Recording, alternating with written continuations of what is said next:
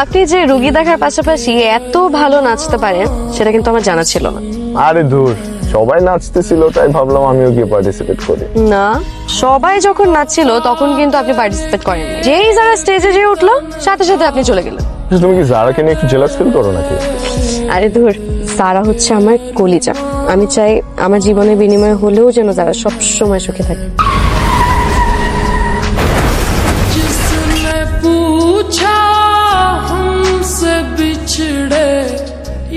ছেলেটার মুখের দিকে তাকাইতে পারতেছি না। ছেলেটার দিকে দেখলে মনে হইতেছে ছেলেটা বাইচাও মরে গেছে।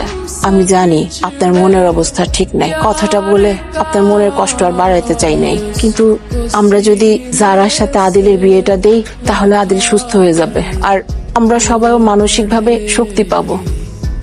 আপনি জানেন আপনার মা যে আজকে আমাদের বাসায় আপনার আর আমার বিয়ের প্রস্তাব নিয়ে গেছে? আপনার মা তো আপনার সাথে কথা না বলে এত বড় ডিসিশন নেওয়ার কথা না, তাই না? সেই মানুষটা সারা স্মৃতি নিয়ে সব জায়গায় ঘুরে বেড়াচ্ছে, অথচ সেই মানুষটাই সারা মারা গেছে 2 মাস হয় নাই, এর মধ্যে বিয়ে পিড়িতে বসার জন্য পাগল হয়ে গেছেন।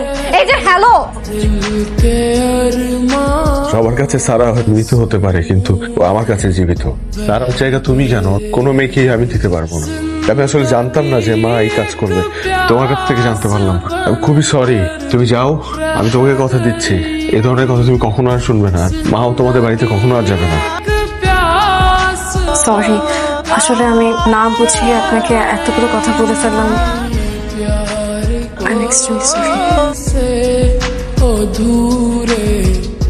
আরে আমি জানি তোমার মনের অবস্থা ঠিক নেই, কিন্তু আমার ছেলেটার মুখের দিকে তাকায় কথাগুলো তোমাকে বলতেই হইতেছে। আজকে 3টা দিন যাবত ছেলেটা একটা রুমের মধ্যেই বসে আছে, গোসল নাই, খাওয়া নাই, ঘুম নাই, কারোর সাথে কোনো কথা বলে না। মারে, আমার একটা অনুরোধ, তুমি ওরে বুঝাইলে ঠিকই বুঝবে। তুমি না করো না মা, না করো না। কয়দিন যাবত বাসা থেকে বের হন? আদিল ভাই, আমি আপনাকে একটা কথা জিজ্ঞেস করেছি। এখান থেকে পড়ে গেলে সারার কাছে যাওয়া যাবে না? আদিল ভাইয়া, সারা আর আমি দুটো ভিন্ন মানুষ হলেও না আমাদের আত্মা ছিল এক। আপনার কি মনে হয় আদিল ভাইয়া, আমার কি সারার জন্য একটু কষ্ট লাগে না? সারা তো কোনোদিন চায়নি যে তার ভালোবাসার মানুষ কষ্ট পাক, তাহলে আপনি কেন নিজেকে কষ্ট দিচ্ছেন? তাহলে আমি কি করব? What do you expect me to do? She was the love of my life. ভালোবাসতাম আমি ওকে পাগলের মতো, আমার সাথে সংসার করতে চাইছিল। কত স্বপ্ন, আমার কথা একটাবার চিন্তা করো। আমার সারা আমার বুকের মধ্যে মারা গেছে, আমি কি করব? যারা আমি কি করব? আল্লাহ আমাকে কেন নিয়ে গেল না, আমাকে কেন রেখে গেল এখানে? আদিল ভাই, আপনি প্লিজ একটু শান্ত হন।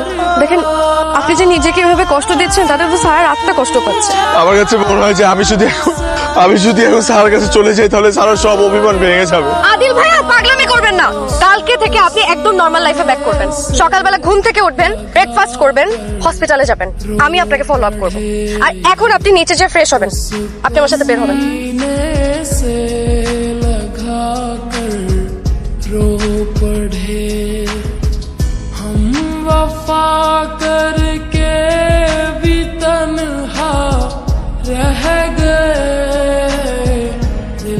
আঙ্কেল, আমার যারার সাথে একটু কথা আছে।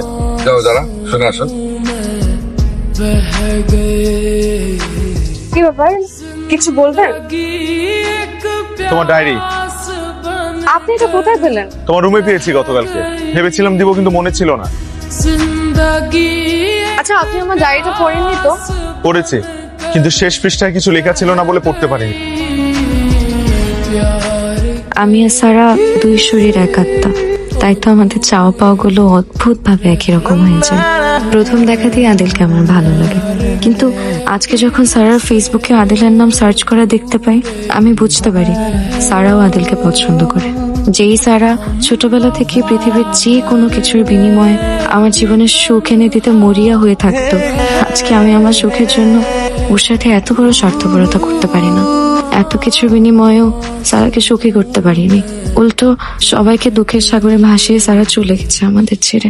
সেদিন আদিল ভাইয়ের সাথে দেখা হলো, মনে হলেও বেঁচে থেকেও জানো নেই। বাসায় এসে খুব করে সারাকে বকেছি, কিন্তু ওর তো আর কথা বলার সামর্থ্য নেই। নিষ্পলক তাকিয়ে থেকে শুধু বোঝানোর চেষ্টা করছে, আমার ভালোবাসাটাকে নিঃশেষ হতে দিস না। बहक